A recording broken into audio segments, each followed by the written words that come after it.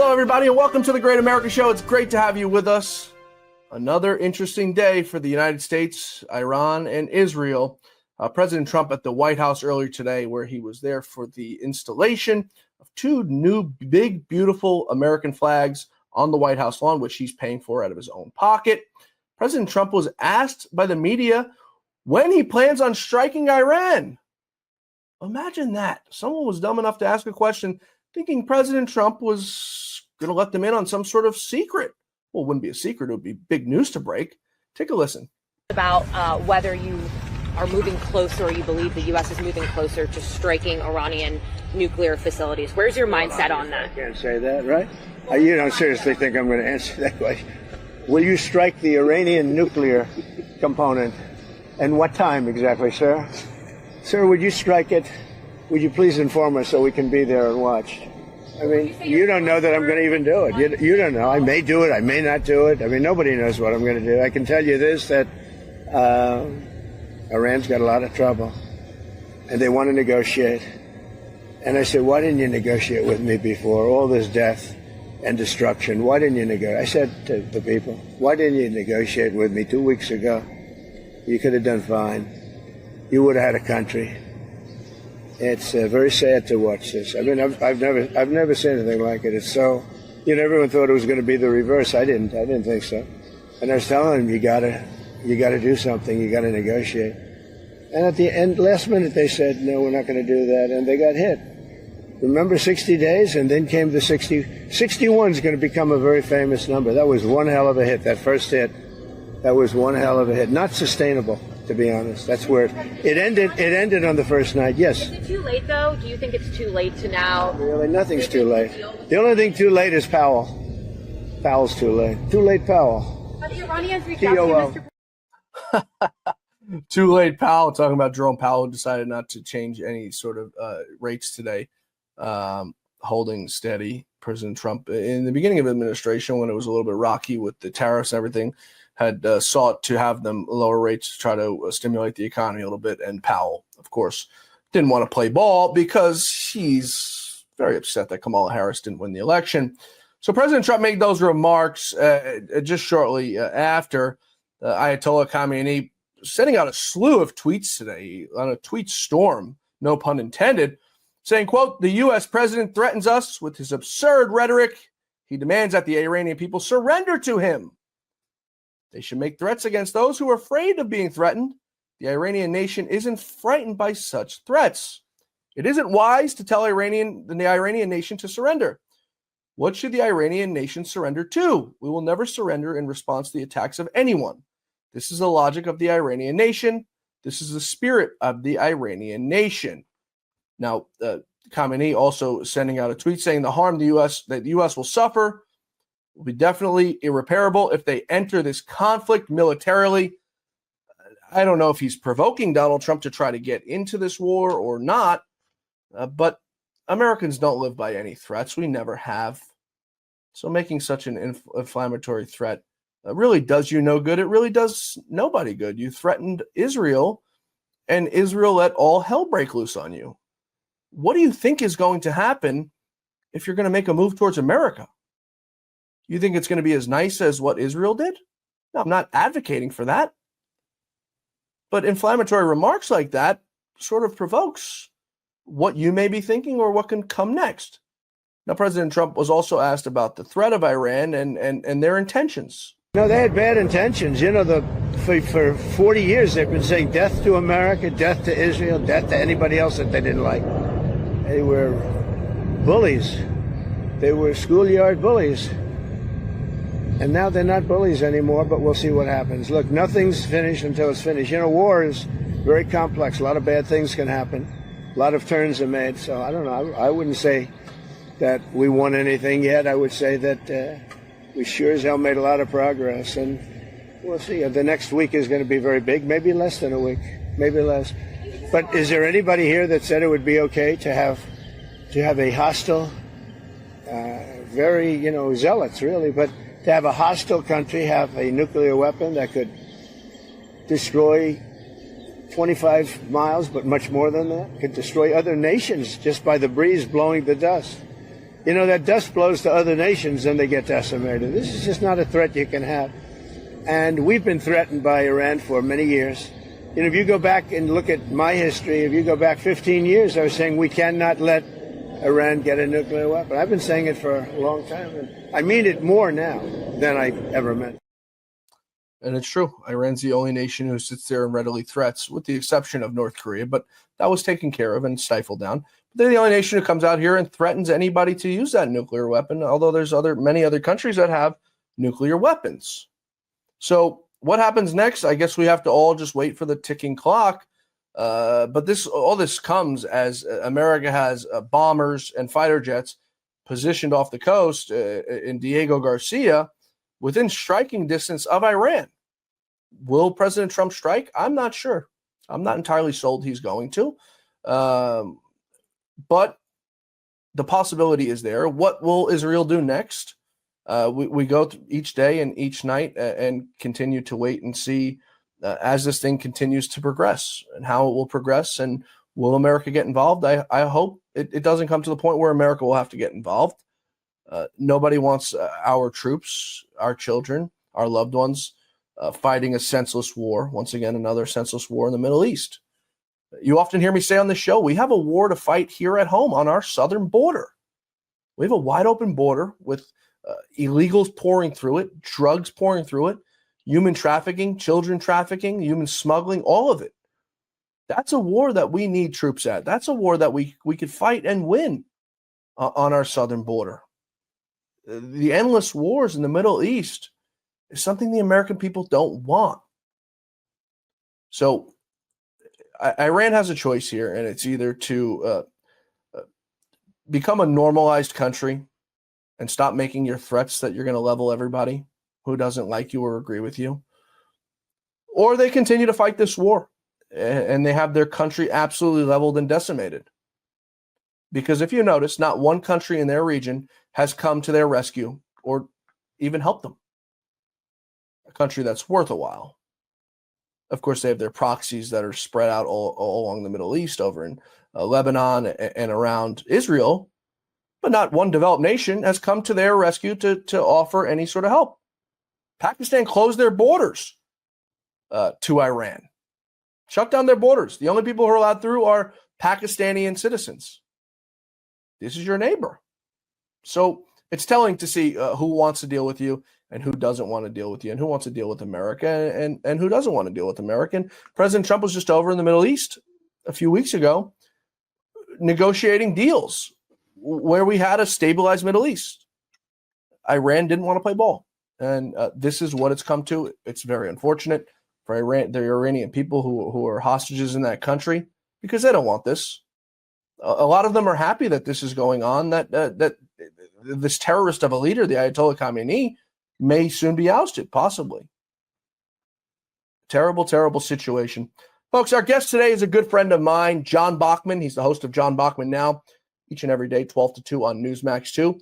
He's also got a new book coming out, which ties into all of this. One of our great presidents, Ronald Reagan. The book is Turning Point, How Reagan Liberated Grenada and Won the Cold War. There's so much parallels between this and what's going on right now, today, as we speak, over in the Middle East, as President Trump now has a decision to make. As I said, does he enter this thing? Does he sit on the sidelines? How does he help Israel? Does he help Israel? So many questions, so many answers to. We're going to see if John Bachman could give us some answers to those questions and give us a little update on what's going on and tell us about his book, Turning Point, How Reagan Liberated Grenada and Won the Cold War. You're still looking good. I'm still feeling good. You know, I've got all your MyPillow products. Mattress topper, bed sheets, MyPillows, towels, slippers, blankets. I'm interrupting this commercial to do something I've never done before. Get 2 MyPillows absolutely free on orders of $100 or more. I can't do this forever, so get on board with this great sale today. Our best-selling 6-piece bath towel sets or kitchen towel sets, just $29.98. Our famous standard MyPillows only $14.98. Queens $18.98. King size only $1 more. Body pillows $29.98. Multi-use MyPillow 2.0s with pillowcase, $9.98. Save $40 on our spring percale and Giza Dream bed sheet sets. Any size, any color. So go to MyPillow.com or call that number on your screen. Use your promo code to save up to 80% on all MyPillow products. And when you spend $100 or more, get 2 standard MyPillows absolutely free. John, as always, it's great to talk with you on the Great America Show. You've got a new book coming out. Talks about war. We're going to get to that and much more today. But first, I want to get your sense on what the heck is going on in the world right now. 2 weeks ago, we had a fallout from Elon Musk. We thought that was probably the worst thing that could happen in this presidency, in this time. Now we've got possible war with Iran. What's going on in the world? Well, apparently, if you listen to some people, Iran is on the brink of having nuclear weapons, which you and I both know is something we've been hearing for a very long time. But the difference is now, and the reason why I'm inclined to lean in a little closer to and believe that is because of what President Trump is saying. I mean, he has given Iran an ultimatum, basically. He talked about that today from the White House. He gave them 60 days to get to the negotiating table. They refused to do so. And so, he greenlit and signed off on Israel's attacks of Iran. The other thing that he might know that we don't know is how weakened Iran has become after Israel has almost decapitated Hamas and Hezbollah is weakened. In fact, we had the Lebanese government coming in and telling Hezbollah they better not do anything. And what we've seen is obviously a very aggressive response from Iran firing these rockets into Israel. We've seen civilian deaths in Israel, but we see that waning almost on a nightly basis. And we've heard about the Iranian and with American planes, the air superiority they have trying to take out the last remaining missile sites. And so, the question remains is Iran serious about existing? Is the regime serious about existing?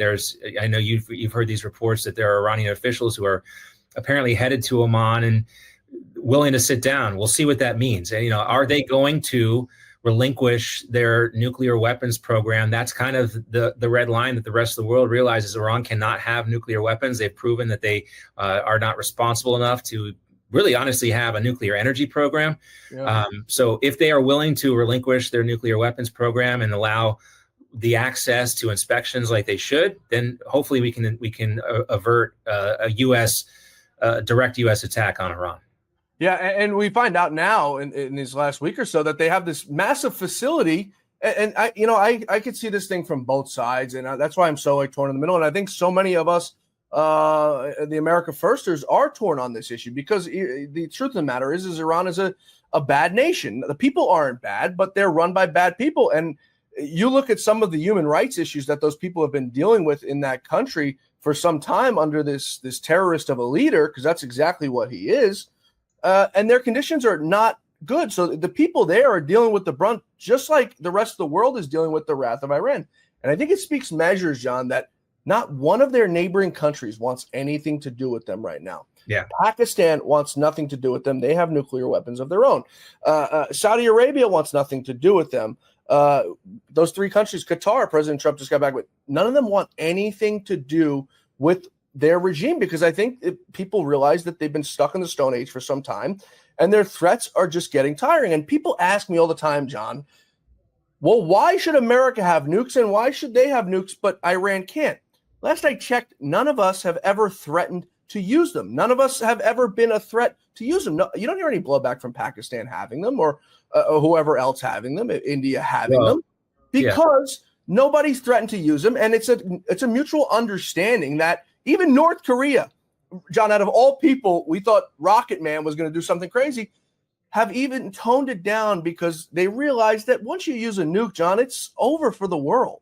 Yeah, North Korea has really kind of outsourced a lot of their nuclear technology to Iran. And what we've seen with some of these other countries is they wanted Iran to be kind of their bully. And in turn, Iran has also outsourced a lot of their bad actors to different countries. Think about the Houthis in Yemen. They're an offshoot of Iran. Yeah. And I will just say this, with Pakistan, they've always kind of used their nuclear program as an extortion ploy to gain a lot of aid. We'll behave with our nukes as long as you guys are supporting us in other ways. What what really we want, and this is one of the things that always inspired me. One of the reasons why I wanted to write the book is what Ronald Reagan wanted was zero nukes anywhere in the world. He wanted Russia to get rid of their nukes. He wanted the United States to get rid of our nukes, but he's not insane, and we can't unilaterally disarm our nuclear program while we have others. And Russia still has more nuclear weapons than anybody. And then if this can be a step back from more nukes in this world, if we can prevent Iran from getting nukes, and we can do it hopefully in a diplomatic way, then you can open up the discussion, and Donald Trump can go to Vladimir Putin and say, maybe we can actually, do what we all said we were going to do once upon a time. And that was, start to disarm together and get to a position where we don't have this nuclear guillotine hanging over our heads. So now let me ask you, now this is not me speaking, this is hypothetically speaking. What do you say to the people who say, well, you look at what America's done in the Middle East, you look at what they've done to Afghanistan, you look at what they've done to Iran, you've looked at what they've done to Syria, they've destabilized 3 countries. We lost billions of dollars in Afghanistan. People were killed when they should not have been killed. And you look at, we've destabilized Syria, and you look at these countries and say Russia comes to the table or China comes to the table and says, well, how do we trust you, America? Because we know that you've went into these countries, you destabilized these countries. You went into Iraq knowing there was no weapons of mass destruction. How do we trust that you're going to be a good faith actor? Yeah, no, I think it's a perfectly fair question. I will say, you alluded to this before. Iran is a much more developed country internally. They have much more commerce. They have a population that is, if it weren't for the regime, it'd be more Western friendly. Yeah. And you hope that this can be done in a way that doesn't lead to a complete collapse. And you hope that the lessons that we learned the hard way from Iraq could be, not be repeated here. No one wants to see a situation where we have yet another country. We're already going to have to pay to rebuild Ukraine. We don't need another country that we have to rebuild. So maybe you can, if it's one strike that, at the Fordo nuclear site with one of those bunker buster bombs, that then leads to a position where Iran feels like they have nowhere else to go. And they're already so weakened at this point in this conflict that they have very little leverage to, so if they do have, the alternative too, John, is what do we do if Iran does have a nuclear weapon? That is a risk that nobody wants to take. We cannot allow Iran to have a nuclear weapon, because if they do, then that's obviously the worst case scenario. So what I say to those people is your concerns are valid, and the United States does not have a track record of success when it comes to this. Yeah. The Iranian situation is different in many ways. And in this situation, we're not the one. We all know invading Iraq was the wrong country to invade, but we know Iran is a bad actor. We know they have designs on a nuclear program, and stopping them from doing that, as Donald Trump said, is America first. Preventing Iran from getting a nuclear weapon is America first. And you got to listen to the guy that, recreated the whole idea of America first, Donald Trump. Yeah, I trust Donald Trump because I know he doesn't want to ruin his legacy. He's been so outspoken about Iraq that I know he doesn't want to ruin his legacy. But we talk about Iran like it's some just shithole of a country. They have a $500 billion GDP of their country, similar to our society. Right. You think about what Iran was before the Iranian Revolution, the Islamic Revolution, and it was a bustling place. And American companies operated there, British companies operated there. And look, before the Iranian Revolution, the British really kind of strong-armed the government into installing what they wanted, and foreign intervention isn't great. But we've seen this before, where the Iranian population has risen up against the regime. Unfortunately, it wasn't supported by Barack Obama back in, I think it was 2012, when we had one of these green revolutions. And the desire is there within the country for the people to have more of an open society. I think only like 20% of the country is actually practicing Muslims, like by choice. The rest are kind of forced to. Yeah. A lot of the country identifies as Persian and not Iranian. So, all 92 million people. Thank you, Ted Cruz, for that little piece of information we all learned. I think a lot of them, I've seen video, and it's not verified, but a lot of the Iranian people are cheering on these Israeli airstrikes. Yeah, exactly. More open society. But so that's all good points, John. But at the end of the day, and I see where you're coming from, It has nothing to do with us, right? If they don't want to westernize their society, if they want women to wear hijabs, even Donald Trump commented on this some years ago. Who gives a shit? It's not our business. If they want to treat people a certain way in there, that's on them. If they don't want to develop their country, that's on them. It's when you get to the war side and when you start threatening other people, that's when it becomes our problem. So you had mentioned Ted Cruz, and this is the issue. So this is like the first divide I think we've seen inside the MAGA, America First, and everybody else.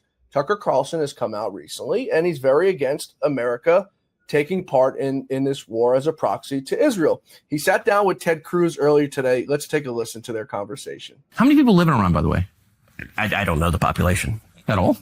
No, I don't know the population. You don't know the population of the country you seek to topple?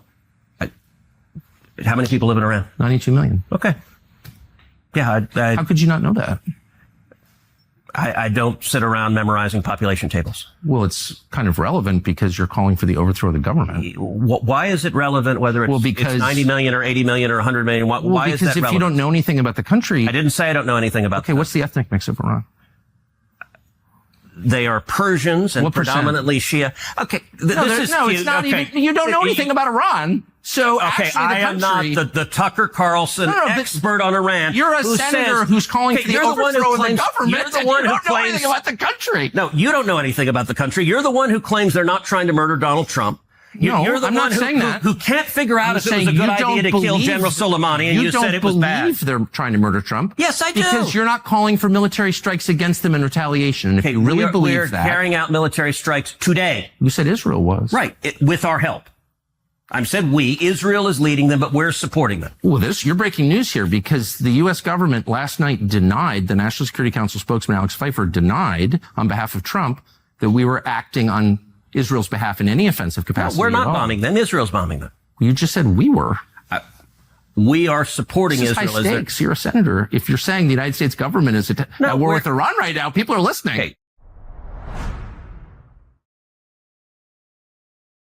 Very good points from Tucker. And for Tucker to get Ted Cruz tongue-tied is very hard to do. Ted Cruz is the smartest man, make no mistake, in the Senate. Very, very, very smart man. But people will watch that and say Tucker's a pompous ass. But at the same time, John, how do you want to overthrow a country and you know nothing about it? It's so easy for us to just say things, right? But words do have consequences.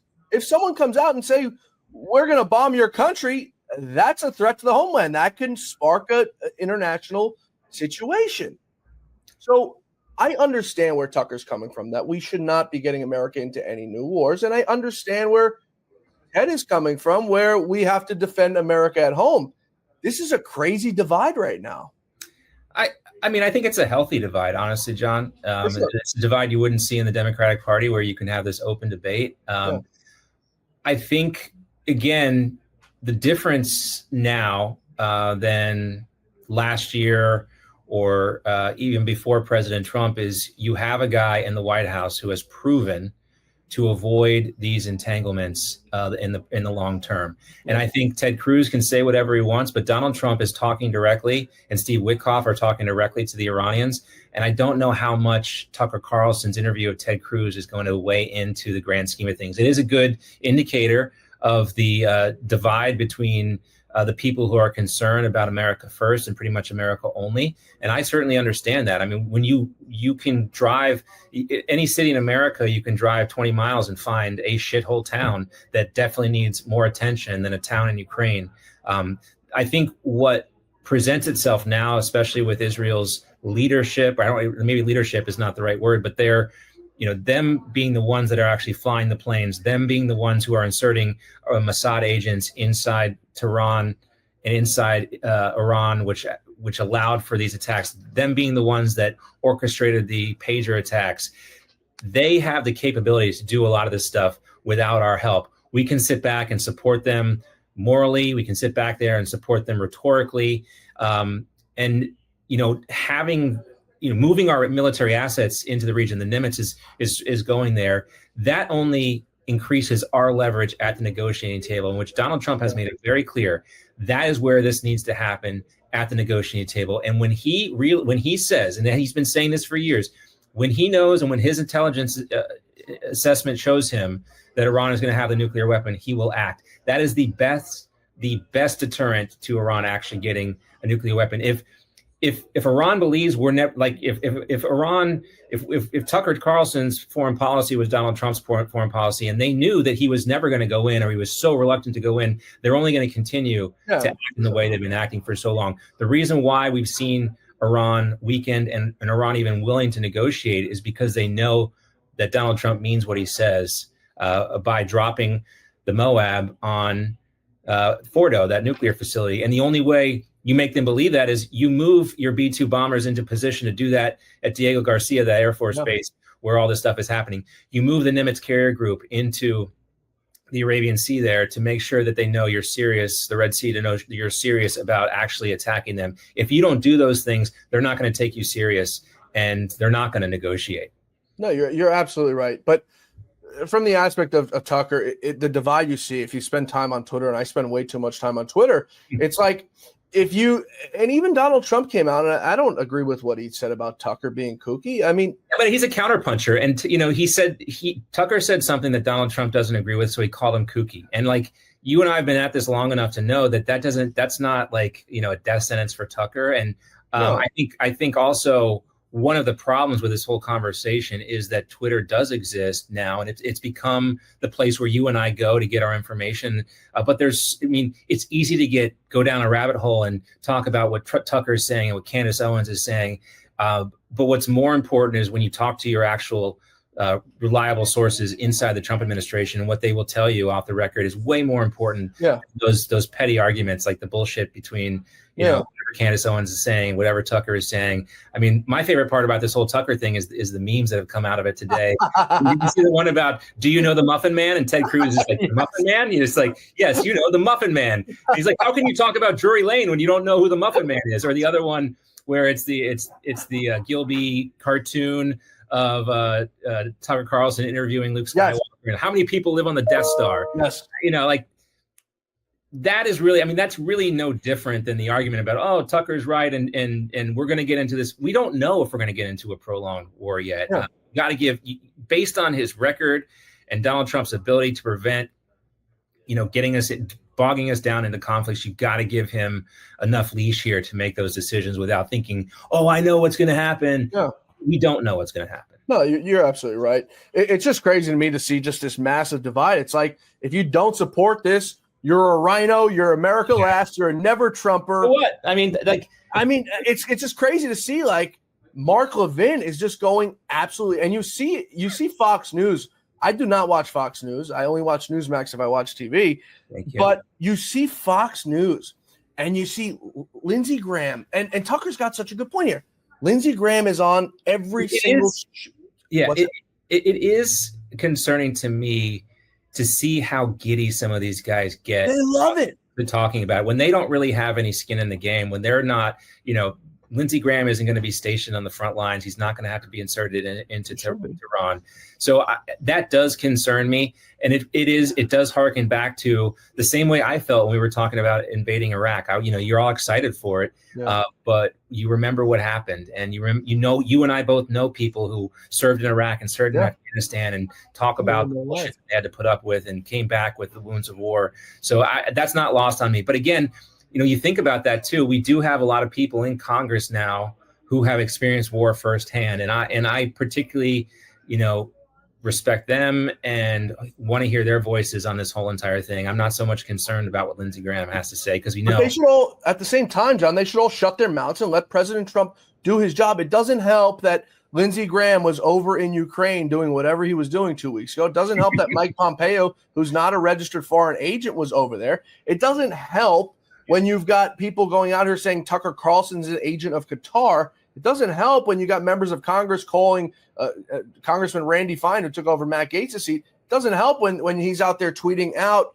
we're going to level this, we're going to level that. It doesn't help when you're out there calling people anti-Semitic because they don't agree with sending Americans to war. It's all this inflammatory stuff, John. Yeah, my charge to your audience and my audience too is to, listen to that stuff, of course, but realize like none of that really matters. Like, these people are not in the Situation Room with President. Thank God. And I think President Trump has surrounded himself with really smart people. And again, like, I don't want to sound like a Trump fanboy, but I have faith in him to make the right decision based on the decisions he's made in the past to keep us out of these types of conflicts. I hear every day about the products you all wish MyPillow carried. Well, guess what? We probably do. Slippers, bathrobes, pet beds, blankets, mattresses, sleepwear, loungewear, duvets, comforters, pot holders, aprons, oven mitts, and so much more. And they're all on sale. For example, get our best-selling standard MyPillows for only $14.98. Body pillows, $29.98. 6-piece bath towels or kitchen towel sets, just $29.98. Multi-use MyPillow 2.0s with pillowcase, $9.98. Save $40 on our Spring Percale and Giza Dream bed sheet sets. Any size, any color, and so much more. So go to MyPillow.com or call the number on your screen. Use your promo code to save up to 80% on all MyPillow products. And I've never done this before. When you spend $100 or more, you're going to get 2 standard MyPillows absolutely free. Does it scare you to think that there's members of Congress who are sitting there right now who would vote to put boots on the ground in Iran tomorrow? Yeah, it does. It really does. These decisions can never be made lightly, especially when we have $37 trillion in debt right now. If you think about another nation building operation in a Middle Eastern country, that's gone so well. It just makes me so angry to think about that would even be a thing. It does concern me that any member of Congress is that excited about the prospect of, bombing Iran without actually talking about what is it going to require on the back end. If you do begin a bombing campaign, you actually do have to have boots on the ground beforehand so they can target this stuff. I don't know if that's the case with the bunker busters, since we already know exactly where they are, but a real prolonged, airstrike campaign requires boots on the ground. That does concern me that there are members of Congress that are so excited about the prospect of another, foreign military adventure. I got to work on something. It brings up such a good point. Put something together to start calling out and letting everyone know where these people get their money. The influence in politics, John, and the outside money is just so damn disgusting. About how much money Lockheed Martin's given so-and-so, or how much money AIPAC's given so-and-so, or how much money these people are giving so-and-so. I don't think the American people really realize, you often hear people say they should be wearing NASCAR jackets as a half joke, but it should be. These people are getting millions and millions and millions of dollars. It's the reason why Lindsey Graham will never lose his seat in South Carolina. The information is mostly public. There's dark money in the game. Yes. It's regulated. And when you see in the past, you think about the McCain-Feingold Act, that just created a different beast where it actually created the dark money. If you're going to take that position, I think, we've got to call on voters to be, it's all online. It just takes a Google search to find out where their money comes from. All their stock trades are available online. 30 days later, not by the minute. Well, maybe by the minute, but I still 30 think days. I still think it falls more on us to be more informed. For sure. People call for term limits and all that stuff, and that's great. They have term limits in California, and look how California is doing. It takes an informed and educated and engaged electorate to actually make these changes. The solution is never going to come from more legislation in Washington. It's only going to come from a grassroots effort outside of Washington to change the game. And so, I do agree with you. The money in politics is disgusting. But at the same time, we still have the best and most transparent, system in the world. And I'd argue after 2020, it wasn't so transparent or now you're getting to some territory. No, we'll leave it at that. But a lot of people will argue that there are, and I'm not saying machines. I'm just saying, generally speaking, you saw what Kash Patel put out yesterday, sent to the Judiciary Committee about China enrolling people for driver's license here for mail-in ballots. This is not hyperbole. This is all stuff that's been reported. Yeah, and I think the calls for what you have in other countries, like, you think about Argentina and Italy, where they had these massive changeover elections. We knew the results in one day. Yeah. A controversial result where you threw out one political party. I mean, there is no reason why we can't have this. I live in Florida. We have very clean elections here. It's a paper ballot. Yep. And it went from being the laughing stock of the United States to being one of the best, if not the best run election state in the entire country. It can be done here, but it requires people to elect people who want to get it done. And that's what we have here in Florida. And just, by the way, Florida's full, everyone. Don't come down here. I'm just kidding. Listen, you might be able to get some houses on fire sales now with the way things are going. Florida's gotten so damn expensive, man, for everything. Well, I think the real estate market has actually moderated now. It's like normal, but still a great place to live. There's no doubt about that. Speaking of politicians who aren't exactly good people, Ilhan Omar has some inflammatory things to say about America, the place that made her and her brother, her husband. I mean, take a listen. In a dictatorship. And I don't even remember ever witnessing anything like that. To have a democracy, a beacon of hope for the world to now be turned into one of the worst countries where the military are in our streets without any regard for people's constitutional rights, while our president is spending millions of dollars propping himself up like a failed dictator with a military parade.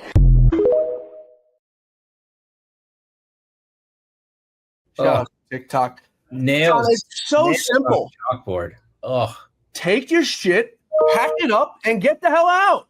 Yeah. That show Democracy Now! is really something else. I saw today. I didn't get to verify this independently, but I think her father was some sort of high-ranking colonel in the Somali military or something before she came over here. It's not like she came. It's not like she grew up in some like remote village and was some poor, tired immigrant that came to this country. She's had every advantage that America can offer. She's a sitting member of Congress. And I think your point is the same point that I made on my show today. If you don't like it here, get the hell out of here. Like this is still the best country in the world. You don't have to be here. You can go back to Somalia where you came from. Stop trying to make, Minneapolis, little Somalia, and just take all your people that want to benefit from everything we have in this country, the schools, the hospitals, the infrastructure. Take those people and go build that in your own country if you don't like what's happening here. Bye-bye. I've had the fortune, John, of traveling the world, and I still do. And, I go to everywhere. I spend time in Asia. I spend time in South America. Just earlier this year, I was over in Marrakesh, where you can't walk into a place and order bacon, where you can't go into certain places and drink alcohol, where you can't, in certain places, I'm a single man, can't be seen with some of the women there. You can't be having a drink with some of the women there. America is the only place in the world, John, where you can say whatever you want. You can even burn the American flag if you want to be that big of a lowlife dirtbag. And everything's okay. These people don't understand what life is like. Half of these people, John, have never left their front stoop. They don't know what it's like to leave this country. That was the hilarity about these No Kings protests. It's like you're not allowed to have a No Kings protest in a country with an actual king. Yeah. And I thought Carolyn Levitt was just so spot on last week when one of the reporters asked her, is President Trump okay with peaceful protests? And she's like, of course he is. That's a stupid question. This is America. We have the First Amendment, which doesn't exist anywhere else in the world. It doesn't even exist in Canada. You see what's happening in the UK, where you're getting arrested and put in prison for thought crimes. I mean, she's just, it's just like, I don't know.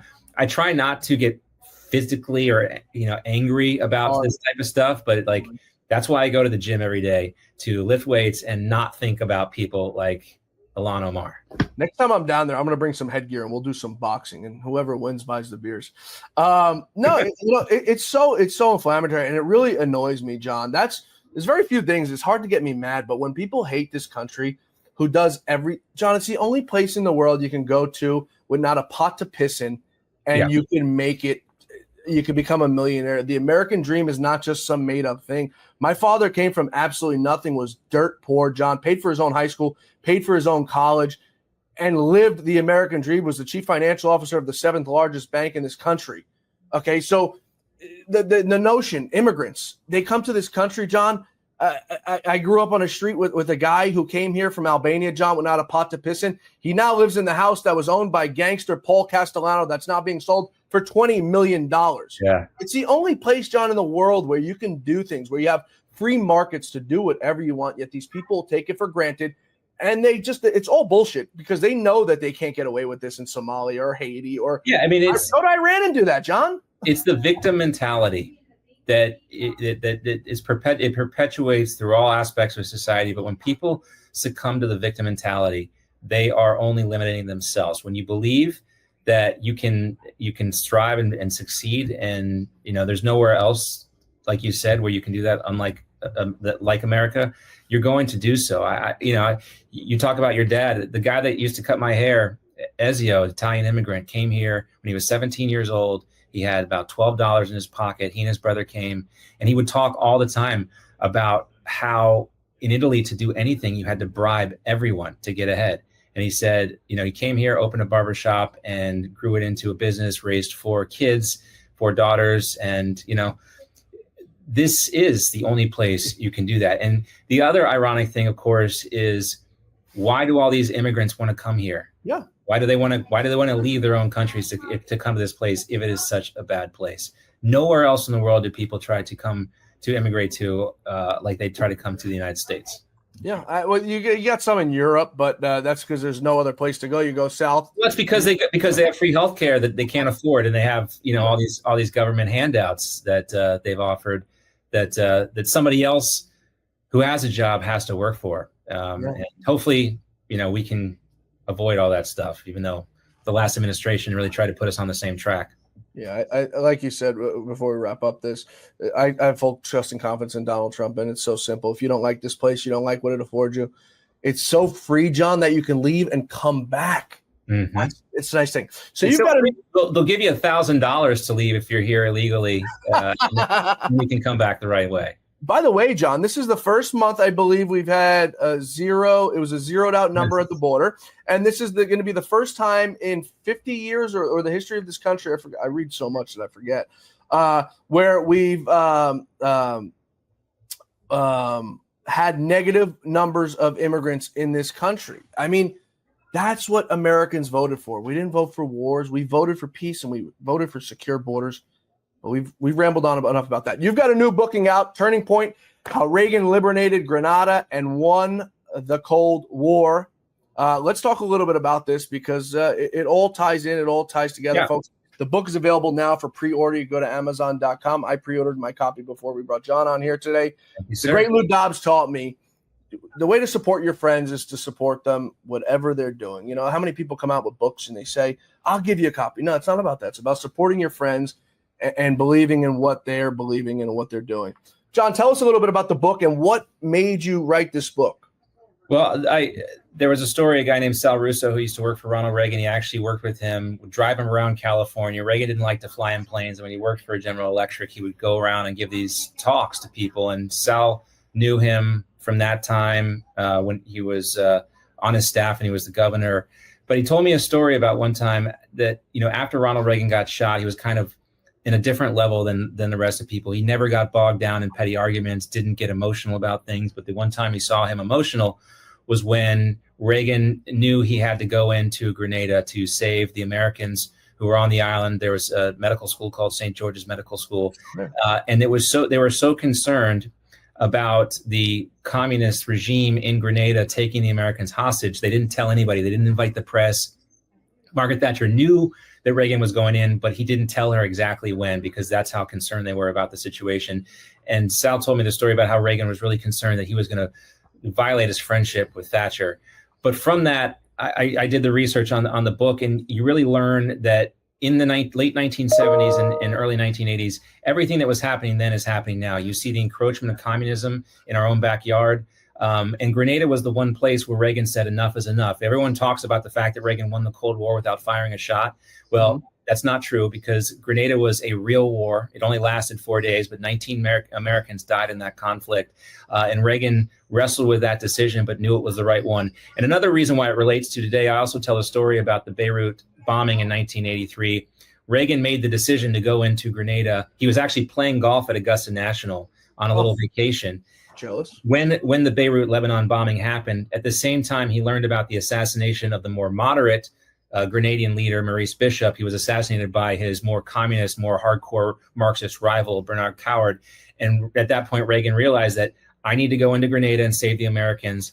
At the same time, his relationship with Thatcher taught him, he listened to her because he was getting a lot of pressure to go in and do a full-scale war in Lebanon. In fact, many of the military personnel that were being deployed to Grenada thought they were going to Lebanon for war before they actually got to see the maps. And so I tell that story about the success that was Grenada. It's the last war we really won where we didn't have to go back in and clean it up. The people still celebrate October 25th as Liberation Day. They call it Thanksgiving Day in honor of the Americans that freed them from the communist regime. They had their own elections afterwards where they elected a democratic government. And it's a tropical paradise today for tourists. Now, there is more communist and more Chinese influence on that island and in our own backyard. The Organization of American States now is being co-opted by the Chinese, believe it or not. Of course. I don't get into that in the book, but the lessons learned, lessons I learned from writing this book are applicable to today. And I encourage everyone to read it because it's a fascinating story about leadership and knowing where the line is, how to protect American interests without getting bogged in. The book also talks about the initial kind of division between the so-called rhinos and the Reagan conservatives who were American first. A lot of, Donald Trump, co-opted Make America Great Again from Ronald Reagan. The policies are so similar. The military, the foreign policy of Donald Trump and Ronald Reagan are so similar. It's just really fascinating. I don't ever mention Donald Trump's name once in the book, but anyone who studies and understands Donald Trump's foreign policy will read the book and be like, holy cow, this sounds a lot like Donald Trump. And, there's a lot of books written about Ronald Reagan, but there are not very many books that focus on this and the heroic actions of the military in Grenada. Again, it was only a 4-day war, but it was a real war. Cubans and the Grenadians and there were even some Soviets there fought back, and it was hell. War is hell, and this is an example of that. So the combat stories are intense. There's a lot of heroes in the book as well, and we lost 19 great men in that conflict, and I wanted to honor them as well with this book. That's beautiful. 4-day war. That's how war should be fought. The long war doctrine. I'm sure you've heard of that. Well, I mean, it could have been over in about an hour if there like every war, the Pentagon and the Joint Chiefs made some calls. They weren't on the ground. It's another lesson too that the suits need to listen to the boots on the ground. Yep. Norman Schwarzkopf was a general in this conflict. Everyone remembers him from the Gulf War. Mm-hmm. But he took some heroic actions, and also Admiral Metcalf was the Navy commander. And Schwarzkopf and Metcalf, two completely different guys in almost every single way, philosophical, physical differences. But they worked together, and really, if the Joint Chiefs had listened to them on the ground, this thing would have gone a lot smoother. So, yeah, a lot of lessons to be learned. The problem is, John, is history repeats itself, and nobody ever learns their lessons because there's money involved in everything. And you're absolutely right. Nobody knows it. It's like going to a car mechanic, John. The car salesman doesn't tell the car mechanic how to fix the car. He wears a nice suit. He sells the car, but he doesn't know how to fix it. He doesn't know how to change the brakes or the tires. And we often get lost in that because some people seem to think that they're higher than other people or not, but it really never seems to work out. Before we wrap up, I like to either be right or wrong. I don't like to be in the middle, and I like to give an assessment. So I want to get yours. I'm going to give you mine first, though, so maybe it'll make you feel a certain way. I want to get your take on how this whole thing wraps up in Iran. The way I look at it is I don't think America gets involved per se with our own tanks, with our own planes. Maybe they continue to support Israel with supplies and bombs as needed. But I think the thing ultimately works out diplomatically. Doesn't include Iran giving up its nuclear weapons, I don't think, at this time. But I think there will be some sort of diplomatic hold on this thing, and everything comes to a stop, and we start all over again. What's your take? I think you're right. I think in that situation, Iran's going to have to open up its nuclear facilities to real inspections, from the IAEA, which is problematic. It's part of the United Nations, so that's always a little troublesome. But there's going to have to be a willingness for for real transparency inside Iran, and I'm not going to sit here and pretend like I know, John. That's like kind of none of us do. That's and I hate to make a prediction on this front, but what I will do is draw back on history, like I said, and what we've seen from President Trump before is his ability to keep us out of an Iraq or an Afghanistan, and actually, he made the decision to keep 2,500 troops in Afghanistan. He didn't like to make that decision, but we saw what happens when you don't. And so I give him credit, and I feel like he's going to ensure, and the steps he's taking today are going to ensure that the Iranians do wind up at the negotiating table. Hopefully that'll open up to inspections, and we can prevent Iran from getting bombed, and we can prevent ourselves from getting drawn into another foreign war. Yeah, you're absolutely right. The only reason I ask, like I said, I like to be on one side or the other. I don't want to sit here and then something happens. Great man. I told you so, because there's so many people out here. I'm going to just keep it PG, but there's so many people out there who just fluff themselves up that I told you this, I told you that. And namely is the Iraq wars. How many people said they were against it, but they were really for it. Total mess. John Bachman, he's the host of John Bachman Now, 12 to 2 each and every day on Newsmax 2. You can catch John wherever you guys watch Newsmax. We recommend the show to you highly. John, sell some books, folks. The name of the book, John, go ahead. Turning Point, How Reagan Liberated Grenada and Won the Cold War. It is available October 7th. Also, Craig Shirley, who is one of the predominant Reagan historians out there, maybe knows more about Ronald Reagan than anybody else. He is the editor of the book and fact-checked all my research. So it is vetted, and it is great. It's a great story, and very excited for the release date. Can't wait to hold it in my hands. Can't wait. Very excited about that. My first book. Folks, get your copies. Pre-order them now. October 7th. John, we'll see you soon. Be well, my friend. All right. Thank you very much, John. Always great to see you. Thanks, everybody, for being with us today here on The Great America Show. We hope you'll join us back here tomorrow for The Great America Show, where our quest for truth, justice, and the American way continues. I'll meet you here, folks. Same time, same place tomorrow. Until then, may God bless you. May God bless America. And may God bless the great Lou Dobbs. Have a wonderful night, everybody.